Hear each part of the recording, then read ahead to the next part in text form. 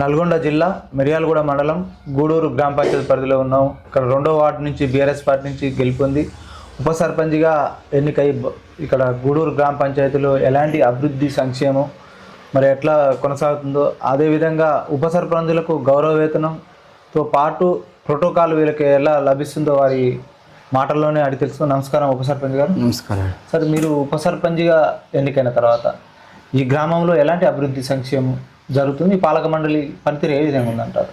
ఉప సర్పంచ్గా ఎన్నికైన తర్వాతకి వీధి లైట్లు కానీ, డ్రైనేజీలు కానీ, పారిశుద్ధ్యం మంచిగా నీట్గా చేయడం జరిగింది. అదేవిధంగా చెత్త ట్రాక్టరు డైలీ చెత్తకి ట్రాక్టర్ పెట్టి, ఇంతకుముందు ట్రాక్టర్లు కేసీఆర్ పంపించిన ట్రాక్టర్లు ఉన్నాయి కానీ వీళ్ళు వాడకపోయేది, ఓన్లీ ట్యాంకర్ వాడేది. ఇప్పుడు చెత్త బండి మేము డీజిల్ పోసి రోజు చెత్త బండి తిప్పుతాం.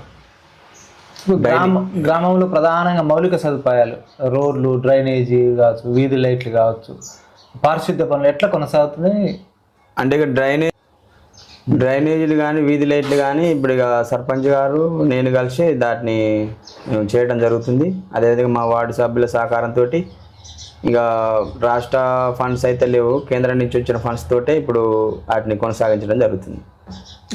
కేంద్ర రాష్ట్ర ప్రభుత్వాల నీళ్ళు ఏ మేరకు అందుతున్నాయి అంటారు గ్రామ పంచాయతీ? కేంద్ర ప్రభుత్వాన్ని అందుతున్నాయి, రాష్ట్ర ప్రభుత్వాన్ని అయితే మనకి ఇంతవరకు ఫండ్స్ అనేది లేదు, పెట్టలేదు కూడా. ఇక కేంద్ర ప్రభుత్వ నిధుల నుంచే ఈ పారిశుద్ధ్యం పనులు, తాగునీరు వసతికి, వీధి లైట్లు. ఇప్పుడు ప్రభుత్వ సంక్షేమ పథకాలు పేదలకు నిరుపేదలకు ఎట్లా ఏ విధంగా చేరవేస్తుంది మీ పాలక మండలి? ప్రభుత్వ సంక్షేమ పథకాలు ఏ వచ్చినా కానీ పేదలకు అందే విధంగా మేము సహాయ సహకారాలు అందిస్తున్నాం.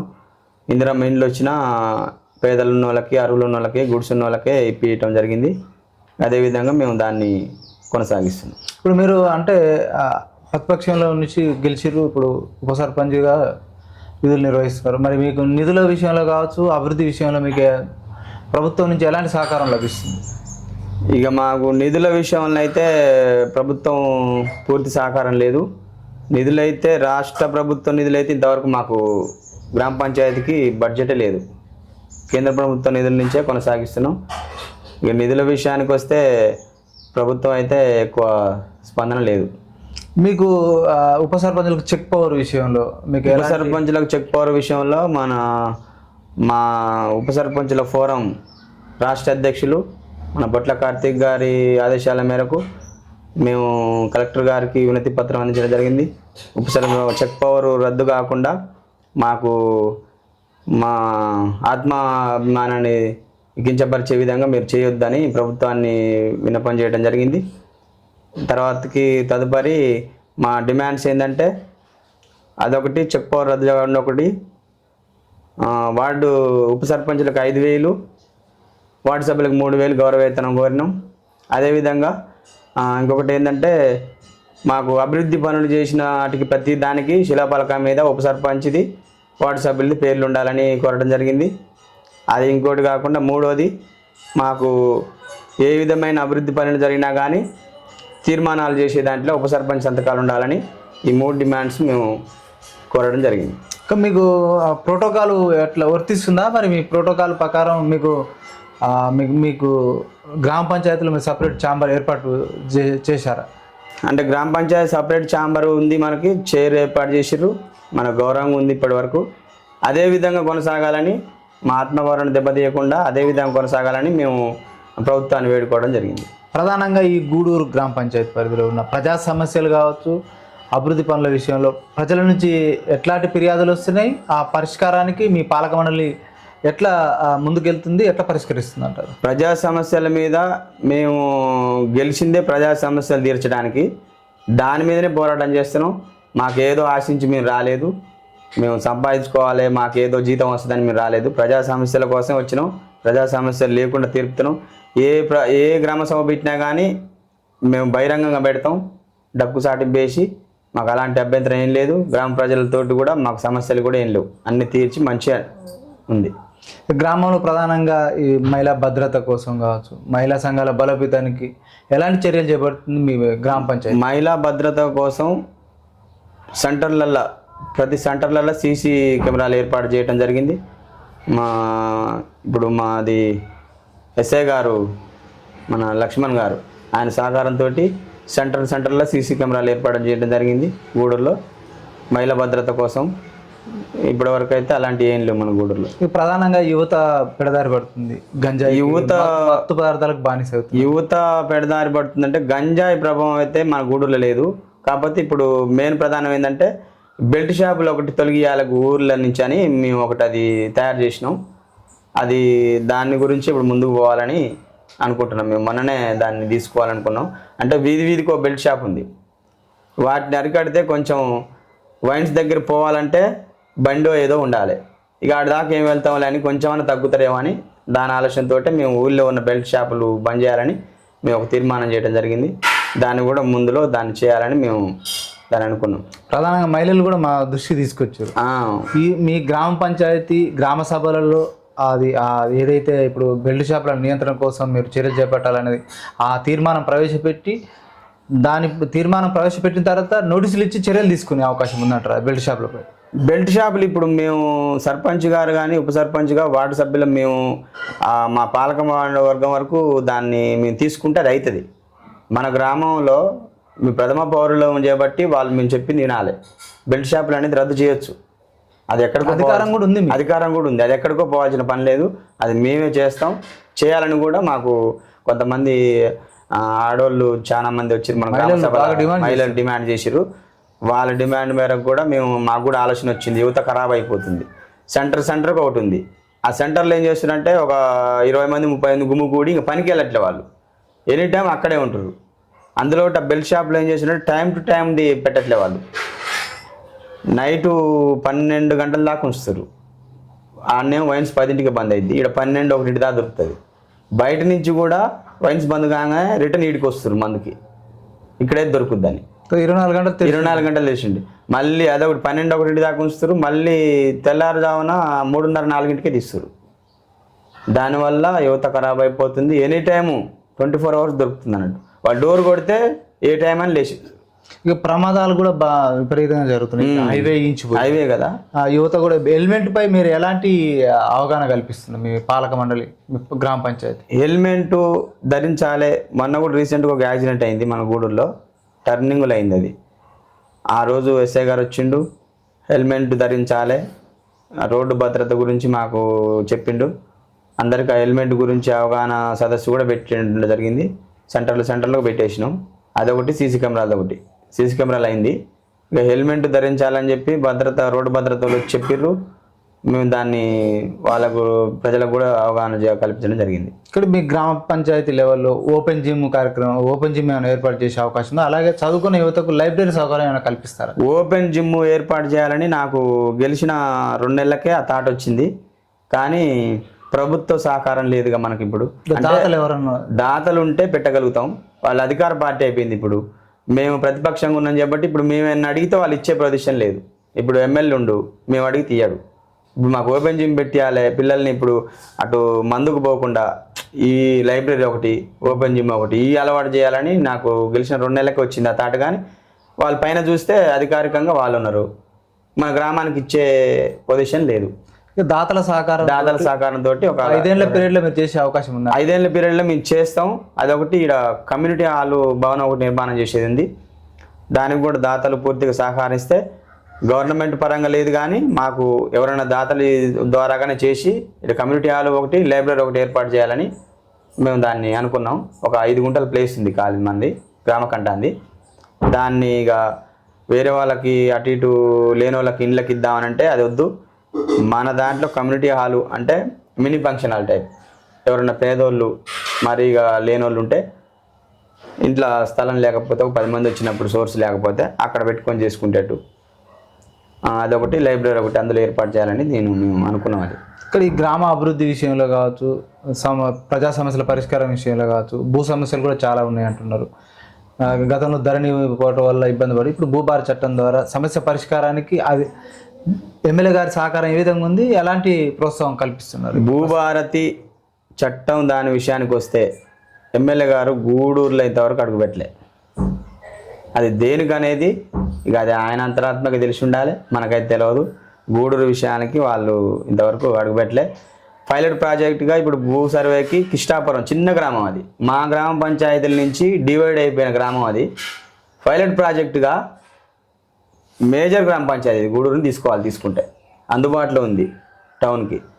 నువ్వు చిన్న గ్రామ పంచాయతీ అది తీసుకుపోయి మేజర్ గ్రామ పంచాయతీ అంటే ఆయనకి ఎట్లుందంటే ఒక రెడ్డి దాని ఫీలింగ్ దాంట్లోనే ఆయన తీసుకుపోయి పైలట్ ప్రాజెక్టుగా దాన్ని తీసుకోవడం జరిగింది. సరే అది సో వాళ్ళదిగా గవర్నమెంట్ వాళ్ళ చేతులు చెప్పి వాళ్ళ ఇష్టం. ఇంకోటి ఇందిరమ్మ ఇండ్లది కూడా పైలట్ ప్రాజెక్టుగా ఎక్కడో మూల కొట్టుకున్న రుద్రారం తీసుకురు, దగ్గరున్న మన గూడూరు తీసుకోవాలి. ఆయనకి ఎందుకో కొంచెం ఎమ్మెల్యే గారి గూడూరు అంటే మీరు ప్రతిపక్షంగా ఉంది కదా, బీఆర్ఎస్ ఉంది కదా, అట్లా ఇక మమ్మల్ని పిలవాల్సి వస్తుంది. మళ్ళీ మేము ప్రోటోకాల్ పాటించాలి కానీ ఏదైనా పెట్టినా. ఒక్కసారి ఇప్పుడు గెలవక ముందు పార్టీలు, గెలిచిన తర్వాత మీరు ప్రజాప్రతినిధులం కదా, పిలవాల్సిన బాధ్యత అనేది ఉంది కదా. ఇక వాళ్ళు అట్లా ఇక వాళ్ళదంతా వైఖరి ఎట్లుంటుందంటే ఇక మేము కూడా వదిలేసినాం. గత 10 ఏళ్ల పాలన ఎట్లా ఉంది, ఇప్పుడు ప్రస్తుత ప్రభుత్వ పాలన ఎట్లా ఉంది, మాజీ ఎమ్మెల్యే గారి సహకారం ఎట్లా ఉండే, ఎట్లాంటి 10 ఏళ్ల పాలన ఉన్నప్పుడు భాస్కర్ రావు గారి సహకారం బాగుండే. ఎవరిని అడిగినా మనమే కాదు ఇవాళ బీఆర్ఎస్ పార్టీలో ఉన్నామని చెప్పుకోవడం కాదు గొప్పలు. అది 2.5 ఏళ్ల పాలనలో జనాలకు తెలిసిపోయింది ఆల్రెడీ. ఈ ఎమ్మెల్యే గారి పాలన ఏందనేది కూడా తెలిసిపోయింది. ఇక అది జనాలకు వెళ్ళిపోయింది ఆల్రెడీ, మనం చెప్పాల్సిన పని లేదు. ఇప్పుడు మనం చెప్తే ఎట్టుంటుందంటే వీళ్ళు ప్రతిపక్షం కదా అట్టే చెప్తారులే అన్నట్టుంటుంది. ప్రస్తుత ప్రభుత్వంలో ఎలాంటి అభివృద్ధి సంక్షేమం జరుగుతుందంటారు? ప్రభుత్వంలో అభివృద్ధి సంక్షేమం అంటూ గూడూరుకి ఇంతవరకు ఏది లేదు. ప్రభుత్వం అభివృద్ధి సంక్షేమం ఒక్కటి కూడా లేదు. ఇప్పుడు ఎస్సీ కార్పొరేషన్ ఎస్సీలకి నిరుద్యోగులకి ఎలక్ట్రిక్ స్కూటీలు అని పెట్టిండు. అందరు మండలంలో అప్లికేషన్ పెట్టుకోరు. ఒక్కరికి ఇచ్చిండు 3 వీలర్, ఒకరికి ఇచ్చిండు 2 వీలర్, ఒకరికి ఇచ్చిండు. ఎంతమంది పెట్టుకురు? అది మా కానించి 20 మంది పెట్టుకుంటే ఒక్కరు కూడా సెలెక్ట్ కాదు. అట్లా ఉంది అభివృద్ధి. దీనిపై ఏమైనా మీరు అధికారుల దృష్టి కావచ్చు, ప్రభుత్వం దృష్టి తీసుకపోలేదు ఈ సమస్య? మేము ఇక అధికారుల దృష్టికి తీసుకుపోలేదు. ఇక ప్రజలకే తెలవాలి. అది అధికారుల దృష్టికి తీసుకపోతే ఇప్పుడు మేము ప్రతిపక్షంగా ఉన్నాం కాబట్టి ఇక అధికారుల దృష్టికి తీసుకుపోతారు వాళ్ళు, అంతేలే అన్నట్టుంటుంది. ఇప్పుడు ప్రజలకే అర్థమైపోతుంది. ఈ గూడూరు గ్రామ పంచాయతీ మిర్యాలగూడెం పట్టణానికి కూతవేడు దూరంలో ఉన్నది. ప్రధానంగా నిరుద్యోగ సమస్య బాగా ఉందట ఇక్కడ. మరి స్వయం ఉపాధి కావచ్చు, లేకపోతే ఉపాధి అవకాశాల విషయంలో ప్రభుత్వం చొరవ ఏ విధంగా ఉంది, లేకపోతే ఎమ్మెల్యే గారి సహకారం ఏ విధంగా ఉందంటారు? ఎమ్మెల్యే గారి సహకారం పూర్తిగా నిల్లండి. ఇక్కడ గూడూరు కూతవేడు పరిధిలో ఉన్నా కానీ ఎమ్మెల్యే సహకారం నిల్లు. ఇక్కడ యువత పెడదారి పట్టడం కారణం గవర్నమెంట్ ఉపాధి కల్పించకపోవడం వల్లనే. చదువుకురు కానీ పుట్టగానే ఉంటారు, అది ఉపాధి అనేది లేదు వాళ్ళకి. దాన్ని ప్రభుత్వం కల్పిస్తే ఏ విధంగా కల్పిస్తున్నా అనేది ప్రభుత్వం ఇప్పుడు కొన్ని పథకాలు పెట్టాలి. ఈ ఉద్యోగం పెడుతున్నావు, ఈ చిన్న కాళ్ళకి ఈ ఉద్యోగం పెడుతున్నావు, ఈ చదువున్న వాళ్ళకి ఉద్యోగం పెడుతున్నావు, 10 చదువుకున్న వాళ్ళకి ఇది పెడతాం, ఇంటర్ తర్వాత అది పెడతాం, డిగ్రీ తర్వాత ఇది పెడతాం అని పెడితే వాళ్ళకి ఏదో ఒక అవకాశం కలుగుతుంది. మీరు చిన్న వయసులో ఒక యువకుడిగా మీరు వార్డు మెంబర్ గెలిచి ఉప సర్పంచ్ స్థాయికి చేరుకున్నారు. యువత కూడా పెడదారి పట్టకుండా ఉండడానికి, యువతలో రాజకీయాల వైపు మళ్ళడానికి యువతకి ఏం సందేశం ఇస్తారు మీరు? ఇప్పుడు నేను 2వసారి, ఇది ఫస్ట్ సారి వార్డు మెంబర్ గెలిచిన 10 సంవత్సరాల కింద ఒకసారి చేసిన నేను, మళ్ళీ తర్వాత 2వసారి గెలిచి ఉప సర్పంచ్ ఇచ్చిరు. మనం ఇప్పుడు యువతకి ఇచ్చేది సందేశం ఏంటంటే రాజకీయంగా ఫస్ట్ చదువు ఉండాలి, తర్వాత మన ఇల్లు మనం చక్కబెట్టుకున్న తర్వాతనే మనం బయటికి పోవాలి. ఫస్టే రాజకీయం అంటే మనం వాళ్ళకి ఆ సందేశం ఇవ్వలేము, అది చెప్పకూడదు కూడా. ఫస్ట్ చదువు ఉండాలి, తర్వాతకి మనం పోషణ, మన కుటుంబం ఎలా ఉంది ఆ పోషణ చూసుకున్న తర్వాత రాజకీయం. మనం డైరెక్ట్ రాజకీయంలో పోతే ఈ ఇల్లు ఆగమైపోతుంది. నేను యువతకి ఇచ్చే సందేశం ఏంటంటే రాజకీయం ఉండాలి, ఫర్దర్ స్టెప్ అది. ఇప్పుడు స్టెప్ ఏంటంటే చదువుకోవాలి, నువ్వు ఏదన్నా ఆర్థికంగా బలపడాలి, తర్వాతకి రాజకీయం. నేను యువతకు చెప్పేది ఇదే. అంటే ఏంటంటే ఒక సామెత కూడా ఉంది, ఇంట్లోకి వెళ్ళి రచ్చగెలవాలని. అది ఆ స్థాయిలో వెళ్ళుకుంటూ పోవాలి. ఇక మీకు ఈ గూడూరు గ్రామ ప్రజలు 5 ఏళ్ల కాలానికి ఓటేసి మీకు ఒక బాధ్యత చెప్పారు. ఆ బాధ్యత ఏంటంటే ఈ గ్రామాన్ని అభివృద్ధి విషయంలో కావచ్చు, సమస్యలు లేని గ్రామ పంచాయతీ తీర్చిదిద్దే క్రమంలో మీ గ్రామానికి, మీ గూడూరు గ్రామ ప్రజలకు, మీ వార్డు ప్రజలకు ఏం చెప్పగలుగుతారు ఒక వార్డు మెంబర్గా, ఉప సర్పంచ్గా? మా గూడూరు గ్రామ ప్రజలే అభివృద్ధి విషయానికి వస్తే కేర్ ఆఫ్ అడ్రస్ సర్పంచ్ ఉప సర్పంచ్ అని ఇప్పుడు చెప్తారు. మీరు ఏ బజార్కి పోయి అడిగినా అదే చెప్తారు. ఎందుకంటే మేము పని చేయటం వల్ల అంతమంది ఉంటాం. ఇప్పటికి 14 లక్షలు పెట్టి డ్రైనేజీలు కానీ, పారిశుద్ధ్యం కానీ, నర్సరీ కానీ, బోరు విషయంలో కానీ ఎక్కడ వాటర్ సమస్య లేకుండా తీర్చడం జరిగింది గత 6 నెలల నుంచి. ఇంతవరకు ఎంబీలు చేసి రెడీగా ఉన్నాయి కానీ ₹1 బడ్జెట్ పడలేదు. నెక్స్ట్ మళ్ళీ స్టెప్ తీసుకుందామంటే బడ్జెట్ లేదు, డబ్బులు పడతలేవు. ఇక ఫైనల్గా మరి మీ గ్రామ ప్రజలకు మీరు మీరు అంటే అమూల్యమైన ఓటేసి నేను ఈ స్థాయికి తీసుకొచ్చిన ప్రజలకి ఏం చెప్పాలనుకుంటారు? నాకు అమూల్యమైన ఓటేసి నన్ను ఈ స్థాయికి తీసుకొచ్చిన ప్రజలకు నేను ఒకటే చెప్తున్నా, వాళ్ళకి నేనున్న ఈ 5 ఏళ్ళు మేము ఏ పని అయినా కానీ వాళ్ళకి ఇంటి దగ్గరికి వెళ్ళి వాళ్ళ సమస్యలు అడిగి తెలుసుకొని పరిష్కరిస్తామని నేను వాళ్ళకి ప్రజలకి నేను ఈ ప్రెస్ వేదిక ప్రకారం చెప్పేస్తున్నాను. Okay, thank you sir. ఇక్కడ ఉప సర్పంచ్గా గెలిచినటువంటి నూకపంగు సత్యం గారు ప్రభుత్వము ప్రతిపక్ష పార్టీల నుంచి గెలిచిన ఉప సర్పంచులుగా సర్పంచులు వివక్ష చూపకుండా రాష్ట్ర ప్రభుత్వం నిధులు విడుదల చేయాలి తక్షణమే. కేంద్ర ప్రభుత్వం నిధులతోటే అవి జీతాలకు పారిశుద్ధ కార్మికుల వరకే సరిపోతున్నాయి. ఇప్పుడు రాష్ట్ర ప్రభుత్వం కూడా నిధులు విడుదల చేసి గ్రామాలే దేశానికి పట్టుకొమ్మలు కాబట్టి నిధులు విడుదల చేసిన గ్రామాలు దేశానికి పట్టుకొమ్మలు అవుతాయి. దాంతోపాటు ఉప సర్పంచులకు చెక్ పవర్ విషయంలో కావచ్చు, గౌరవవేతం విషయంలో కావచ్చు, వారి డిమాండ్లను పరిష్కరించి ప్రభుత్వం వెంటనే మా ఉప సర్పంచులకు న్యాయం చేయాలని కూడా వారు డిమాండ్ చేయడం జరుగుతుంది. మరో అంశంలో మరో వీడియోలో మీ ముందుకు వస్తుంది ప్రజావేదిక నుంచి. థ్యాంక్ యూ ఉప సర్పంచ్ గారు. Thank you.